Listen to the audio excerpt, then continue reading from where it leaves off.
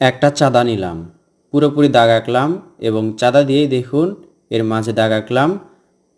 এবার এটা থেকে আঁকা হচ্ছে একটি ক্যাপ, সুন্দর একটি মাথার ক্যাপ ড্রয়িং করা হলো একটি চাঁদা থেকে।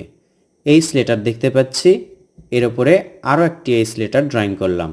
এবার এই দাগগুলো মেলালেই দেখুন সুন্দর একটি পারফেক্ট চেয়ার ড্রয়িং করা হলো। এবার আমরা এভাবে 4টি দাগ দিয়ে এই দাগগুলো মিলিয়ে নিচেরটা মিলিয়ে নকশা করলাম ওপরে। এখন এটা থেকে আঁকা হবে একটি টেবিল ল্যাম্প।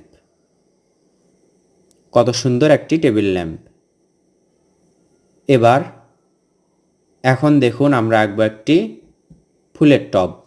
প্রথমে টব এঁকে নিলাম, এরপর গোল গোল করে বেশ কয়েকটি দাগ আঁকবো। 4-5টি দাগ আঁকলাম।